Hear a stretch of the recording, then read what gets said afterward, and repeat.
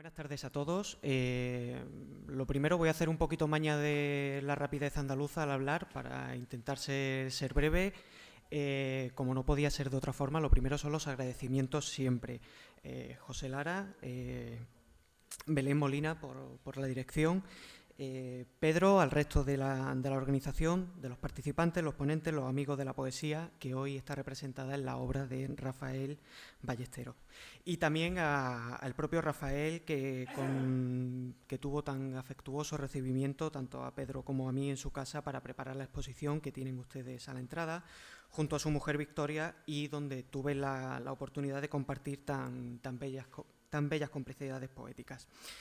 Bueno, como mi primer contacto con ustedes ha sido obligarles a rellenar una serie de documentos obligados por las circunstancias y la burocracia y que quedan tan lejos de este contexto literario y poético, lo mejor que yo puedo hacer ahora es ser breve y atendiendo también a que es la última comunicación la de Antonio, que tengamos todos tiempo para irnos lo más tempranamente posible a comer.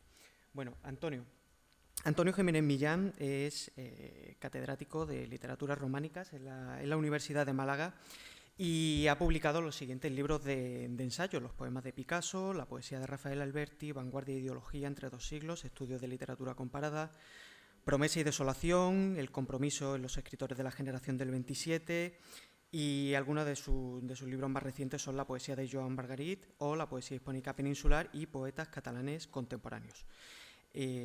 Voy a abreviar, Antonio, con tu permiso, porque ya a la hora creo que nos hemos comido bastante tiempo, pero no sin antes hablar y decir que entre sus libros de poemas recientes, y esta es la faceta que junto a la anterior, la de profesor de universidad, otorga a Antonio creo, una especial sensibilidad y un profundo conocimiento del oficio poético, para que nosotros hoy disfrutemos mucho, estoy seguro, de su aportación y comentario a la obra literaria de Rafael Ballesteros.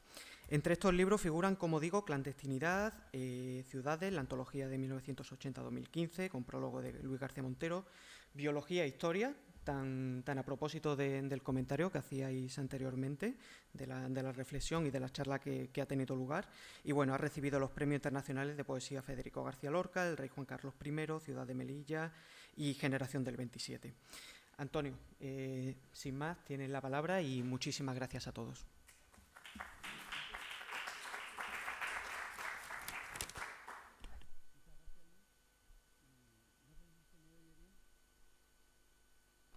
Ahora. Sí, ahora sí, ¿no? Muchas gracias, Luis, y muchas gracias también al comité organizador, a José Lara Garrido, a Belén Molina, a Pedro Plaza, por invitarme a esta jornada sobre Rafael Ballesteros. Y yo lo que voy a intentar en mi ponencia es, como ha dicho Fernando Arca en la mesa redonda, contextualizar los inicios de la obra de Rafael Ballesteros a través de una especie de paradoja, ¿no?, entre el realismo crítico y la crisis del realismo, justo en el periodo en el que Rafael publica sus primeros libros, es decir, finales de la década de los 60. Yo conocí a Rafael Ballesteros poco después de mi llegada a Málaga, en el otoño de 1976, con motivo de un encierro de profesores en el Instituto de Enseñanza Media Cánovas del Castillo, en la zona del Ejido. En plena transición política, las reivindicaciones laborales difícilmente podían separarse de la lucha por las libertades democráticas y la lucha por la amnistía.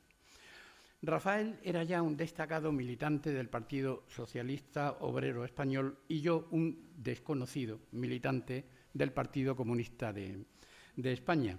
Pero ninguno de los dos partidos y ninguno de los dos habíamos salido entonces de la clandestinidad. Nos faltaban unos cuantos meses. El primer libro suyo que leí fue precisamente Las contracifras, publicado 7 años antes, y la verdad es que me resultó bastante extraño, muy desconcertante, no solo por tratarse de un libro de sonetos que se saltaban las reglas canónicas de esa estrofa, sino por mis propias inquietudes de aquel entonces, más centrada en la lectura de los poetas surrealistas franceses traducidos en la editorial Visor, de los españoles de la generación del 50 y de varios autores hispanoamericanos. Pero es algo que me reservaría para más tarde, es decir, el descubrimiento de poetas que, más cercanos a mí en edad, ¿no?, que entonces no había sabido valorar suficientemente.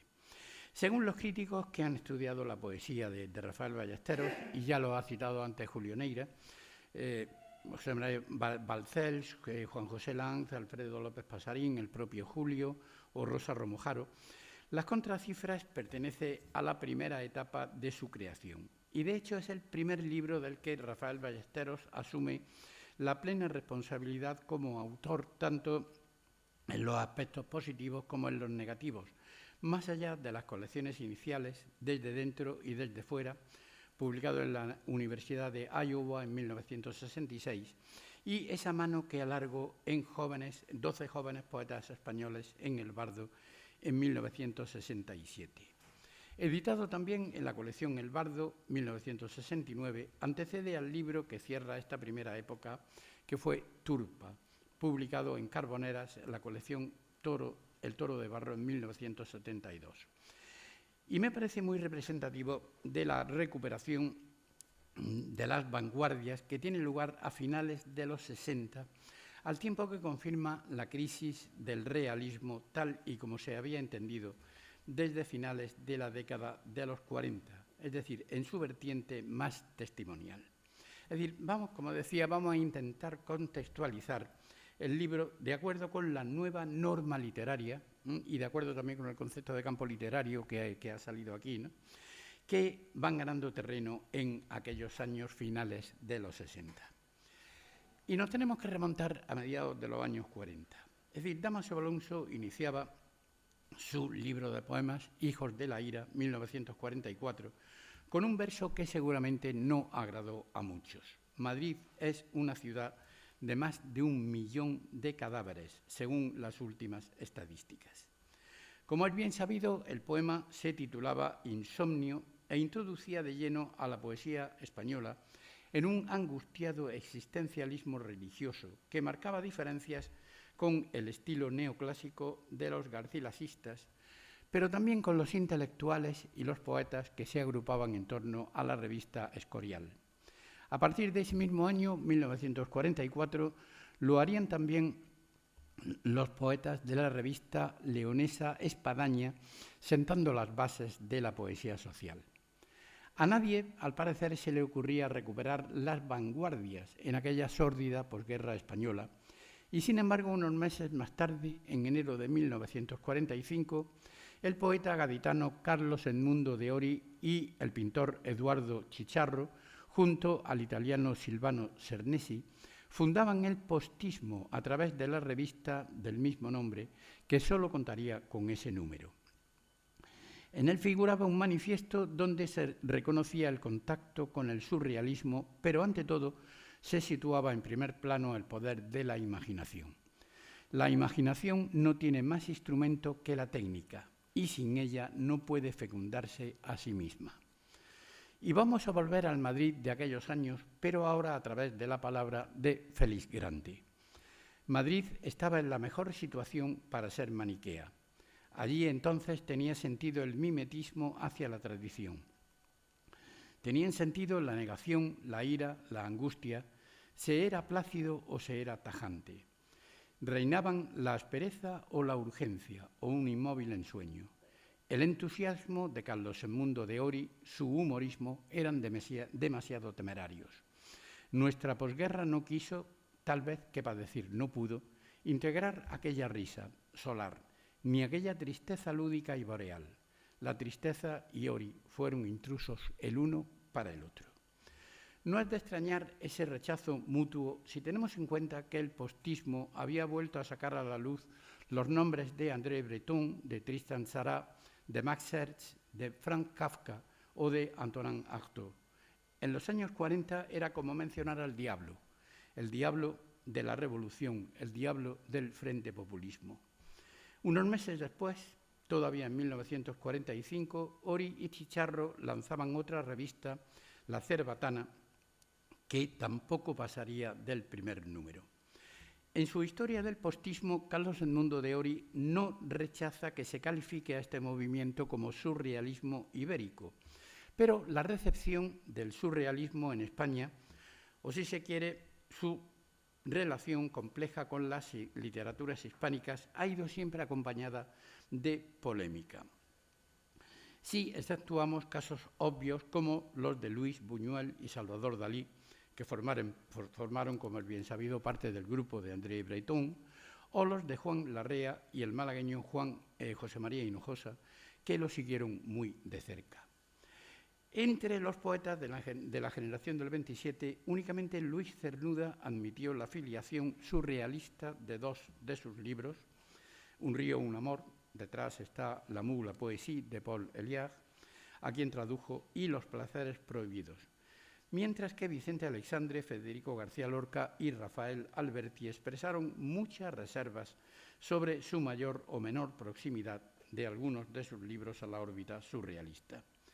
En 1930, Emilio Prados intentó lanzar un manifiesto del surrealismo español, contando con Aleixandre y Cernuda, lo que habría supuesto la formación de un grupo surrealista revolucionario que nunca llegó a existir como tal en España.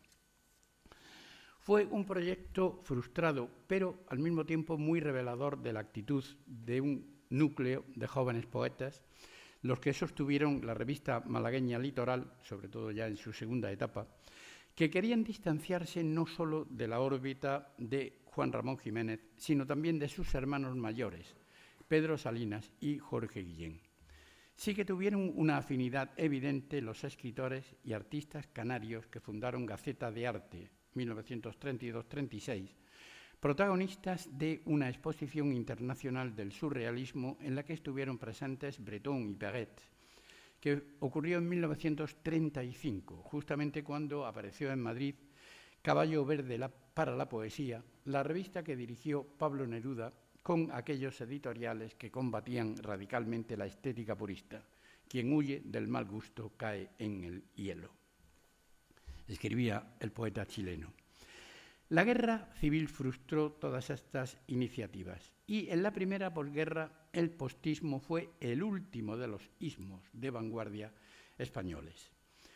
No olvidemos que el postismo había surgido como una nueva estética y trataba de integrar poesía, pintura y música.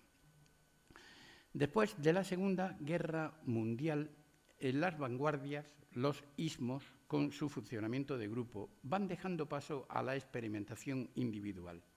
Y en España no solo contamos con los ejemplos de Ory o de, digamos, Chicharro y Sarnesi, sino también con Juan Eduardo Cirlot, con Ángel Crespo, con Miguel Labordeta, Gabino Alejandro Carriedo, Francisco Pino, Joan Brossa, por citar los nombres de mayor relieve.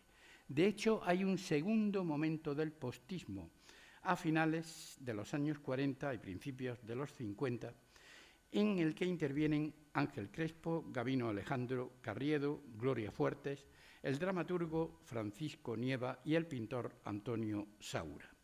A partir del 55, Ory traslada su residencia a París y donde vive 12 años, y desde 1967 se vive en Amiens, ciudad en la que fundaría el atelier de poesía Ouvert, el taller de poesía abierta, y ya estamos en 1968, una fecha clave para la política y para la cultura europeas, donde el taller abierto de Carlos Edmundo de Ory surge con la impronta de los lemas del mayo del 68 en París y sobre todo con el más célebre, la imaginación al poder. En España, la década de los 60 trajo consigo un auge de los grupos experimentales. El primero de ellos, Problemática 63, contaba con Julio Campal, Fernando Millán e Ignacio Gómez de Liaño, y los dos últimos continuarían la labor difusora de este tipo de poesía desde la cooperativa de producción artística y el grupo NO, respectivamente. José María Montels fue el principal animador de Parnaso 70, un grupo surgido en la Universidad Complutense de Madrid y animador también de la revista Poliedros. Otras editoriales y revistas periféricas dieron cabida a la poesía experimental, a la poesía visual en primer término, como ocurrió en Cuenca con la colección El Toro de Barro, dirigida por Carlos de la Rica, donde también publicó Rafael Ballesteros, y en las revistas Poesía 70, que fundó en Granada Juan de Loxa a partir de un programa radiofónico, y en la revista Artesa de Burgos, bajo la dirección de Antonio Bouza, y una revista que le dedicó un número interesantísimo a Juan Eduardo Cirlot, ya en una fecha relativamente tardía, como el año 1974. A mediados de los años 60, el llamado realismo crítico había entrado en una fase de descrédito y, paradójicamente, la antología de Leopoldo de Luis, Poesía Social, publicada en Alfaguara en 1965, supuso la carta de defunción de esa tendencia, porque la mayoría de los poetas incluidos en ella cuestionaban la validez del término o su eficacia real. Artículos como Carta de España o Todo era Nochevieja en la literatura española, de Jaime Gil de Viedma, y poemas como Preámbulo a un silencio, de Ángel González, cuestionaban de raíz la eficacia política de la literatura y la poesía, es decir, su capacidad de transformación de la realidad social. Y tampoco se puede olvidar que en el primer lustro de la década de los 60 hacen su aparición nuevos autores, todos ellos nacidos en los años 30, que, sin despreciar los aspectos comunicativos del lenguaje, se sitúan al margen de la poesía social y tienden hacia una expresión fragmentaria o claramente neobarroca. Son los casos de Jesús Hilario Tundidor, Junto a mi silencio, 1962, Manuel Padorno, A la sombra del mar, también del 62, Ángel García López, Emilias la canción, 1964, Félix Grande, Las piedras, del 63, Diego Jesús Jiménez, La ciudad, 1964, o el propio Rafael Pérez Estrada, que publica Valle de los Galanes en ese mismo año, 1964. Rafael Ballesteros publicaría en 1969 el libro Las contracifras. Pero el cambio de orientación también afecta a poetas de mayor edad, como, por ejemplo, Vicente Alexandre, que publica En un vasto dominio, Carlos Bousoño, Invasión de la realidad, o José Hierro, Libros de las alucinaciones, libros que aparecen entre el 62 y el 64. Tampoco podemos olvidar que en el 63 había surgido en León un grupo de poetas que mantienen una actitud comprometida y apuestan al mismo tiempo por una profunda renovación de los aspectos formales. Es el grupo Claraboya, que dura 5 años, entre el 63 y el 68, cuyos editores, entre ellos Agustín Delgado o un joven Luis Mateo Díez, que sería después un novelista bastante consagrado, esbozan una poética materialista desde la reflexión teórica sobre las posibilidades narrativas y los recursos que habían desplegado sus predecesores de los años 50, proponiendo a la vez nuevos modelos como Bertolt Brecht, la poesía didáctica, y el turco Nazım Hikmet. Tampoco es casual que en esos años resurja el interés hacia la poesía experimental, con la consiguiente recuperación de las vanguardias históricas y de los autores que en la posguerra española se situaron en esa línea. Es el proyecto fundamental del ya citado grupo Problemática 63, pero también el argumento de fondo que emplea José Batlló al reivindicar a Miguel Labordeta y Gabino Alejandro Carriedo como precursores de la nueva poesía de los años 60, o el que esgrime Jim Ferrer a propósito de Juan Larrea y Carlos Edmundo de Ori. Precisamente el libro Arde el mar, 1966, de Jim Ferrer, refrenda una opción abiertamente esteticista que constituye el punto de partida del lanzamiento de los poetas novísimos.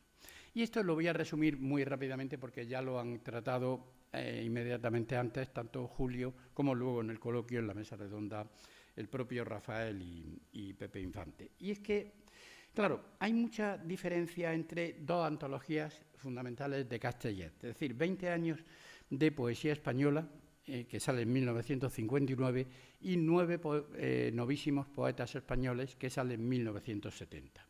Es decir, a finales de los 50, Castellet cuenta con unas referencias teóricas muy claras en el compromiso en el sentido más clásico de la palabra, es decir, Lukács, Bertolt Brecht, el crítico anglosajón Edmund Wilson, el italiano Antonio Gramsci, y sin embargo, a mediados de los 60 cambia totalmente de modelos teóricos. Él habla en el prólogo a 9 novísimos de una Barcelona amilanesada, y precisamente es de Italia de donde procede el título de la antología. El volumen de Alfredo Giuliani I Novissimi Poesie per gli anni 60, que recoge a poetas como Antonio Porta, Nanni Balestrini, Edoardo Sanguinetti o el propio Giuliani. Esta antología había aparecido en la editorial Einaudi de Turín en el año 1960. Y las coincidencias no se quedan en el título, porque, como recordaba oportunamente otro crítico italiano, Franco Fortini, en una carta a Castellet de octubre del 70, los poetas italianos que optaron por la neovanguardia a finales de los 50 seguían la estela del Roland Barthes de Mythologie, un libro citado precisamente por Castellet en su prólogo, el Barthes más esencialista, contrario a la excesiva politización de la literatura. Otras referencias teóricas son en ese momento la obra ensayística de Umberto Eco, muy especialmente Apocalípticos e Integrados, cuya primera edición es del 64, pero traducido al español en el 68. El libro Contra la interpretación de la norteamericana Susan Sontag, donde entra el concepto de Lacan, fundamentalmente traducido en 1969, y los ensayos de Marcuse, un filósofo clave de la Escuela de Frankfurt, fundamental para el desarrollo de la contracultura, sobre el que el propio José María Castellet había publicado un ensayo en 1969.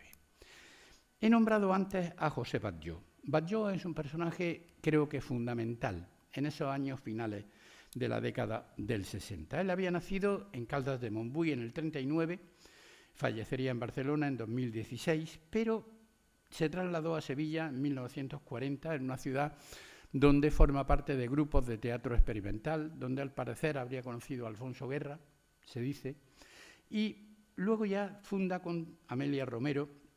Bueno, en Sevilla funda en el 62 una revista, La Trinchera, Frente de Poesía Libre, junto con la que debía de ser su mujer, Amelia Romero, y los dos crean la colección de poesía El Bardo, que ya en el 74 pasaría a la editorial Lumen y sería dirigida por Carlos Sahagún. Posteriormente, Amelia Romero volvería a asumir la dirección.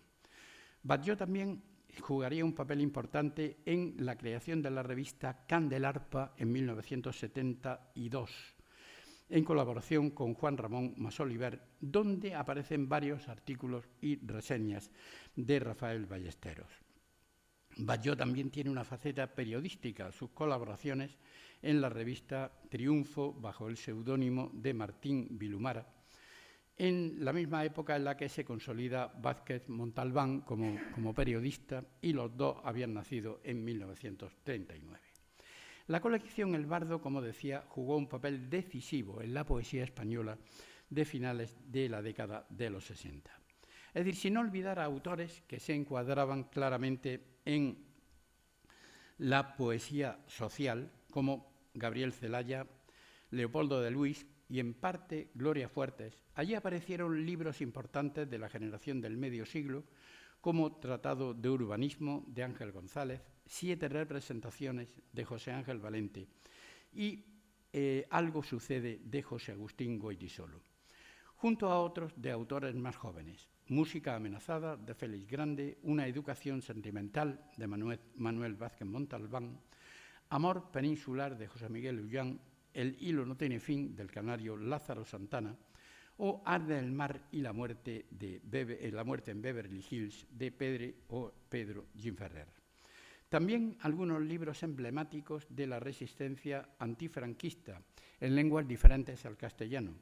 Vacances pagadas de Pere Quart, Llibre de Xinera de Salvador Espriu o Longa noite de pedra de Celso Emilio Ferreiro. Si nos centramos en libros de poetas andaluces, recordaremos inevitablemente Tigres en el jardín de Antonio Carvajal y Las contracifras de Rafael Ballesteros. Dentro de la colección El Bardo, José Batlló intervino en 3 antologías.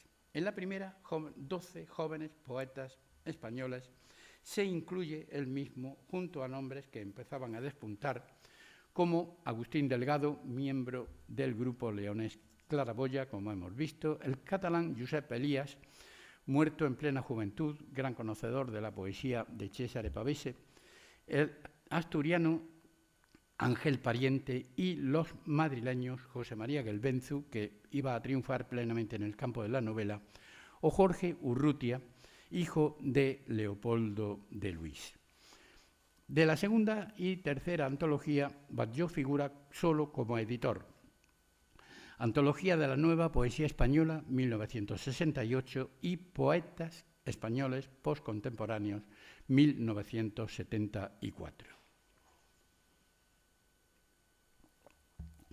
Fue en la primera que hemos nombrado 12 jóvenes poetas españoles, donde aparece por primera vez el libro, aquí está, un conjunto de poemas de Rafael Ballesteros que se agrupan bajo el título Esta mano que alargo. Ahí podéis ver en la exposición las separatas que salen de esta edición antológica del año 1967. Esta mano que alargo. Se trata de 14 sonetos sin rima, si acaso hay algunas rimas asonantes, en los que se nota la admiración hacia Pablo Neruda, hacia Miguel Hernández y, sobre todo, Blas de Otero, sobre el que Rafael había hecho la tesis doctoral. Precisamente una cita del poeta vasco, España, no te duermas, preside el soneto número 12, de clara intención social. A lo mejor termina todo en fiesta, amanece una luz, se apaga el rayo, nos comemos la rabia, digestamos la pena y nos queremos. A lo mejor mañana. Ya está tomando el aire un buen camino. Caminamos a un sol que se nos viene. Nos tomamos veredas y el agua corre clara aunque escondida. Ahora comencemos, con mucho amor por siempre y alabado. Terminemos, comencemos por paz y terminemos puros. España, no te aduermas. Vamos, vamos los dos cogidos por las manos enlazadas y amados para siempre. Algunas características formales de este soneto heterodoxo van a pasar a las contracifras. Los encabalgamientos bruscos, la repetición de formas verbales al inicio o al final del verso y también la intertextualidad. La cita de Blas de Otero se inserta en el segundo terceto con una variante, España, no te aduermas. O también la utilización de frases extraídas de la liturgia, por siempre bendito y alabado.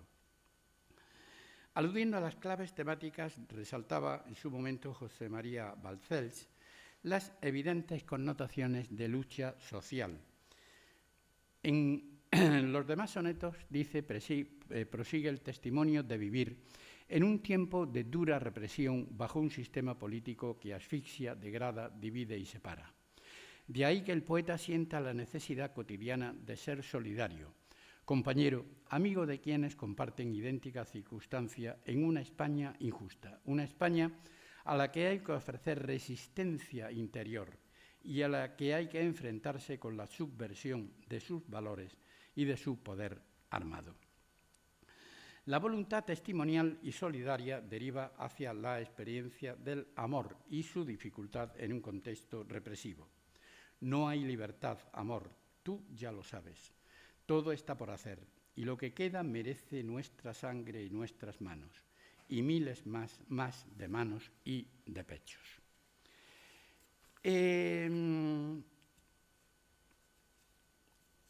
En este volumen, o en este poema, mejor dicho, en este poema amoroso, observa también el propio Balcells uno de los rasgos que mejor definen la poética de Rafael Ballesteros, y es la impronta dialógica, en los que implícita o explícitamente se advierte un tú, una segunda persona a la que se interpela, con la que se conversa y a quien se impulsa en diversas acciones. Esa constante se puede advertir también en las contracifras, primer libro exento de Rafael Ballesteros, publicado, como hemos dicho ya, en la colección El Bardo, en Barcelona, en 1969. Se trata de un título polisémico que permite diversas lecturas y en el que se conjuga un valor numérico que también se aprecia en otros títulos del autor, como Séptimas de Amán y muy especialmente Numeraria.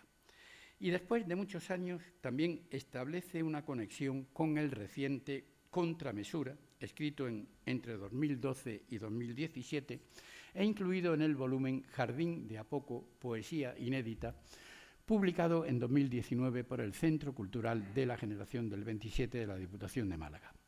El responsable de esta última edición, Alfredo López Pasarín, señalaba el vínculo entre ambos libros. 50 años de vida y aprendizaje después, fundado en el apego a los modos barrocos, a la influencia del postismo y al uso del soneto. Es decir, nos está ofreciendo las claves fundamentales de la conexión entre dos libros con 50 años de diferencia. Las contracifras constaba de 28 poemas distribuidos en dos partes, la segunda de las cuales se dividía a su vez en 4 secciones: Billete de ida y vuelta, La Apocalipsis en 2 sonetos, Homenajes literarios y Homenajes urbanos. Contramesura es un poco más largo, 35 sonetos, y se divide en 4 secciones temáticas, más un último poema de cierre. El sentido del título del año 1969 lo explicaba muy bien José María Balcells de esta forma. Parece que la significación básica del vocablo contracifra remite al concepto claves de signos, es decir, a una explicación capaz de descifrar los signos, pero esta explicación permanece secreta. De ahí que los lectores puedan pensar en varias opciones interpretativas para la poética de esta obra, una poética en la que, en cualquier caso, el factor lúdico resulta fundamental. Ya hemos insistido en la importancia que tiene la recuperación del postismo y, en general, de autores cercanos a la vanguardia en la segunda mitad de la década de los 60. Rafael Ballesteros reseña la obra completa de Miguel Labordeta en Cuadernos Hispanoamericanos, en el 72, y escribe sobre Gabino Alejandro Carriedo en la revista Jano en 1973. Antes, en 1968, había publicado el trabajo Importancia de los procedimientos surrealistas en la última poesía, poesía española, en las actas del Congreso de Lingüística Románica celebrado en Bucarest.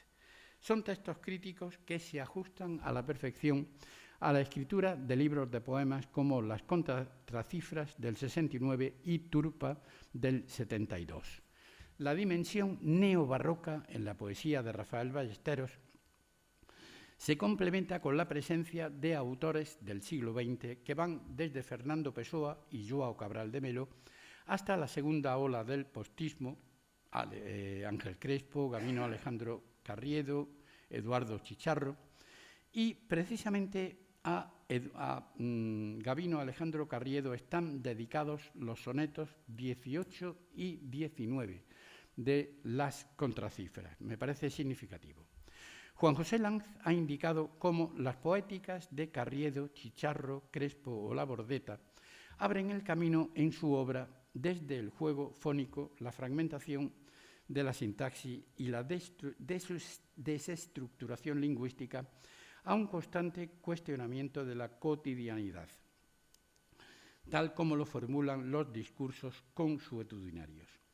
En ese sentido, Ballesteros, y sigo citando a Lanz, ha hablado de una suerte de surrealismo, creacionismo, que no se cumple en exageración en su poesía, pero que está presente como uno de los elementos estéticos definitorios. Y así, ese elemento parece vincularse con otro más profundo en su obra, que es la concepción de la escritura como creación imaginativa. La creación es un reto, lo que remite a las estéticas rupturistas de la vanguardia asimilada como a una nueva tradición. En poco tiempo, prácticamente en unos meses o en un año, el compromiso explícito de los sonetos de esta mano que alargo, los que estaban incluidos en esta antología de 12 jóvenes poetas españoles, deja sitio a una dislocación del orden lógico y de las apariencias, a una mirada irónica sobre la realidad, que no hace sino constatar el absurdo. Ya en el primer soneto se juega con las frases hechas y también aparece algún neologismo, anginándome, asociado a la reiteración léxica y también, por supuesto, a la paronomasia. A veces se utiliza solo la rima asonante, como en el soneto 12. En el 13 la rima es muy heterodoxa y se organiza a base de reiteraciones. La palabra historia se repite 3 veces, se repite 2, la palabra vida, quizá en un sistema que recuerda a otra estrofa clásica, la sextina, ¿no? Pero una herencia clara del postismo es la tendencia a rimar no una palabra, sino un fragmento de ella, es decir, lo que se conoce a veces como rima de cabo roto, que la encontramos en varios sonetos de las contracifras. En el número 3, por ejemplo, donde se altera el adverbio sanitariamente, ¿no?, en nitariamente sa, en el número 7, en el 20 o en el 26, languidecía, catolizaba. En otros poemas se emplea el verso de 12 sílabas, como se advierte de forma explícita al comienzo del soneto 10, donde sigue funcionando también la rima asonante. Resumo muchísimo, porque todo esto se va a publicar y ya es muy tarde, vamos a dejar un margen para el coloquio. Rafael Ballesteros maneja en las contracifras otros recursos estilísticos muy eficaces, como la sucesión de formas breves que producen un efecto rítmico singular, así en el soneto 11, o la anáfora al final del soneto 12. Ladra también la sombra en la atalaya, ladra si la sílaba perenne, ladra la redondez, se rompe el coro. Como han destacado todos los estudiosos de su obra, la originalidad de las contracifras residía precisamente en las modificaciones que se hacía sufrir a la más tradicional, a la más codificada de nuestras estrofas, como es el soneto. Hay muchísimas variantes, no solo ya en la rima, sino en el número de sílabas, pero esto ya lo detallaré en la ponencia ya por escrito.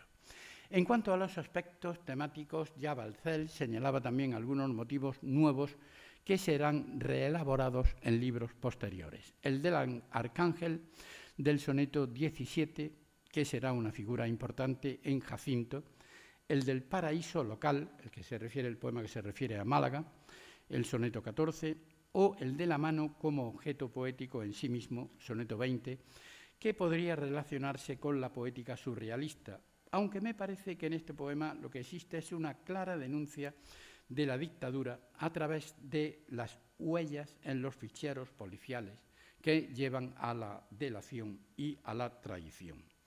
También se presentaban como novedad los homenajes literarios y entramos ahora en la última dimensión que vamos a tocar en las contracifras, lo que se conoce como intertextualidad.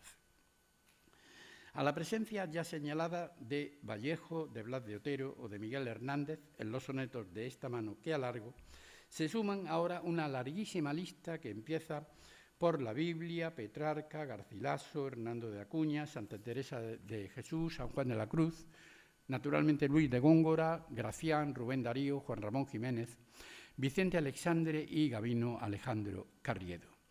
La influencia bíblica se hace notar especialmente en el apartado La Apocalipsis, en 2 sonetos, que en realidad son 4, donde encontramos una cita del Apocalipsis y otra de Santa Teresa de Jesús. Son sonetos en los que predomina fundamentalmente la ironía a través de la figura de la rana. Bueno, esto ya nos llevaría a remontarnos a las fábulas medievales, a los fabliaux incluso franceses, ¿no? Y a su recuperación moderna por Carriedo, por ejemplo, ¿no? En las fábulas de animales.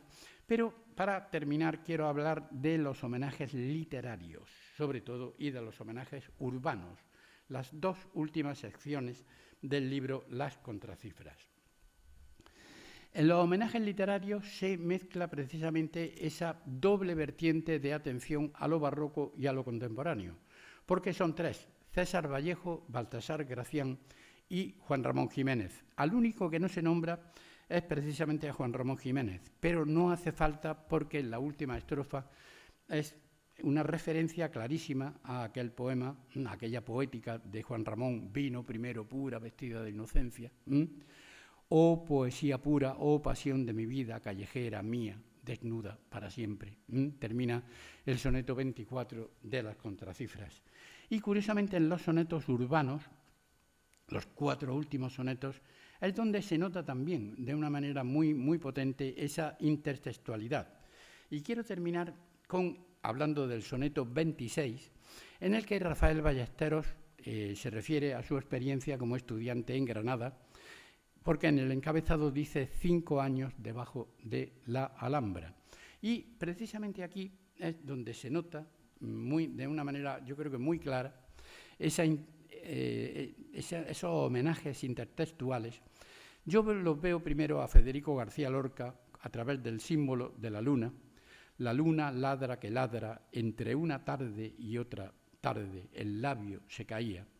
Pero también a un poeta menor, pero muy conocido en Granada por la famosa cita de la Torre de la Vela, Jorge de Icaza. Dale limosna, mujer, que no hay en la vida nada como la pena de ser ciego en Granada. Ciegos lloraban entre torre y torre, escribe Rafael Ballesteros, en una intertextualidad que quizás se queda más en la sombra, ¿no? Y finalmente dice, a cada flor correspondía su libro y a cada ojo una sombra, un humo y una espada.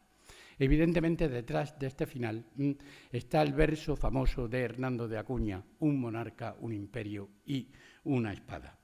Evidentemente, la parodia que hace aquí Rafael Ballesteros en el soneto 26 de Las Contracifras es una respuesta a la situación opresiva que se vivía a finales de los años 60 en pleno régimen franquista y una forma, quizá otra forma alternativa, de crear un mundo poético propio y de plantarle cara al poder. Muchas gracias.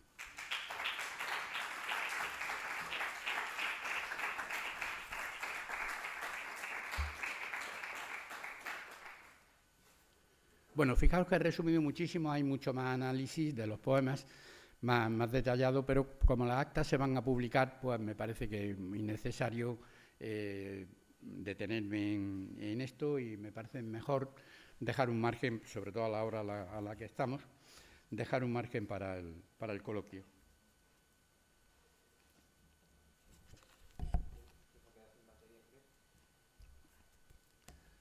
Lo hemos agotado ya entre todos.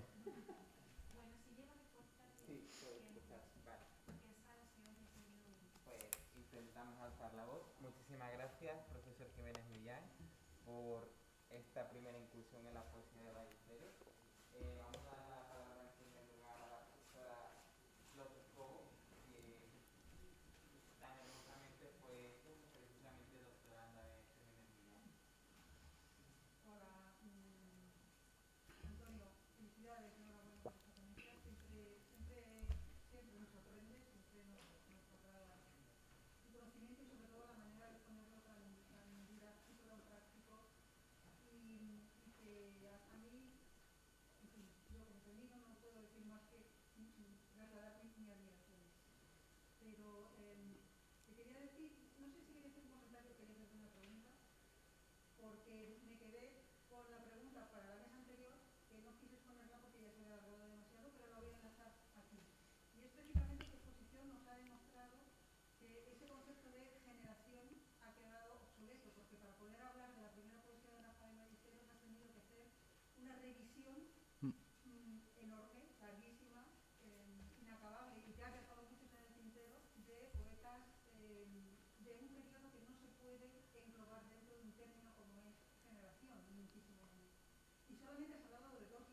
el debate que se ha abierto antes. Pero yo quería añadir precisamente a ese debate que el concepto generación y el término surgió en un momento en el que el mundo era mucho más pequeño de lo que hoy conocemos, el mundo era mucho más sencillo de lo que hoy conocemos, y las líneas en las que se establecían, las líneas de poder que se establecían a través de la cultura eran mucho más rectas, mucho menos complejas y con menos personas y con menos consecuencias también de todo esto, ¿no? Quizá el error de ese concepto de generación no esté en el concepto o en quién lo propuso o en cómo se propuso, sino en todos los que después hemos utilizado ese concepto a nuestra conveniencia, ¿no? Como profesores quizá nos ha venido muy bien y nos sigue viniendo bien, pero quizá tengamos, como se ha dicho aquí, y desde luego yo defiendo esa postura, quizá ahora más que nunca vamos a tener que cambiar esa perspectiva, porque el concepto de generación, si desde luego ha envejecido mal, en los últimos 5 o 10 años ya no tiene ningún sentido, porque las líneas en las que se manifiesta la literatura, la cultura, la poesía, son tan diversas, tan complejas, están tan interconectadas y a la vez separadas, que ya no tendría sentido. Entonces, tu presentación ahora, tu ponencia ha sido, en este sentido, magistral para devolvernos esa visión de que esa obsolescencia del término y del concepto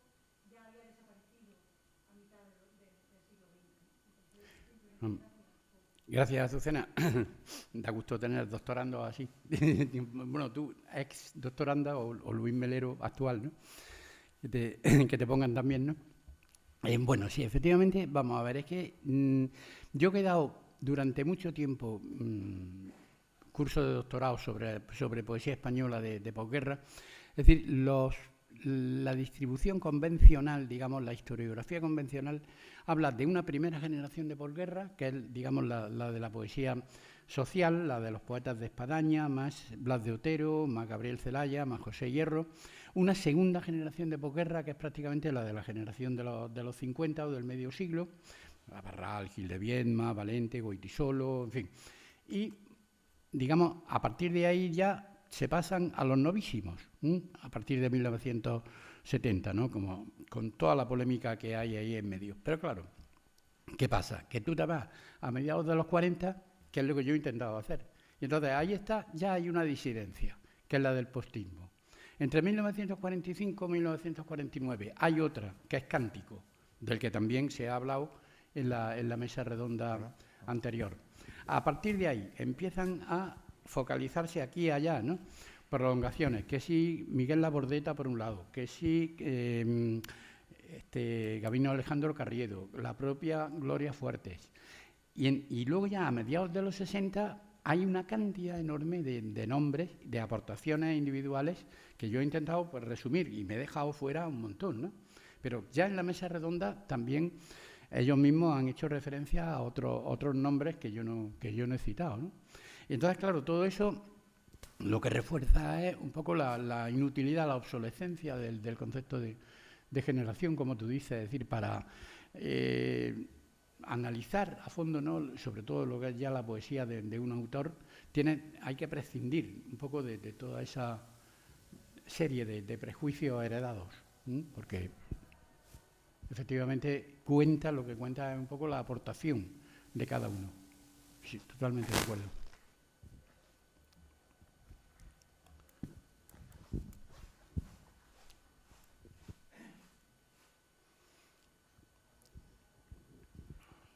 Antonio, estupenda la conferencia y leeré con sumo interés el texto. Dos cositas brevísimas. Una, te confirmo que José Batlló formó parte del grupo de teatro en Sevilla con Alfonso Guerra. Muy interesante. No es yo es que no quería asegurarlo porque tampoco estaba completamente seguro. No, pero, te lo confirmo. Sí. Sí, te lo confirmo porque yo se lo he preguntado a Alfonso Guerra. Y me dijo, sí, claro, José Batlló, sí. Personaje extraordinario. Y algún día, si logramos que Rafael Ballesteros nos hable de José Batlló, aprenderemos mucho Mira cómo se ríe.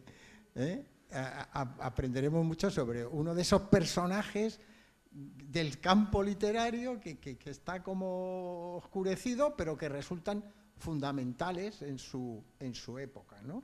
Un poco como Cosío en el 27, etcétera, etcétera. Bueno, y lo otro que te quería simplemente recordarte, porque me ha parecido no escuchártelo, la antología que prepararon José Albi y Joan Fuster en la revista Verbo sobre el surrealismo español en el año 40 y pocos también, 45, 46, no sé, no lo recuerdo, no recuerdo la fecha, seguro que la tienes por ahí, que es otro elemento importante. Creo que es el 47, pero no estoy muy seguro. Sí, puede ser en el 47, que es otro elemento importante de, digamos, de pervivencia de las vanguardias históricas después de la guerra, ¿no? Nada más. Perfecto. Sí, efectivamente.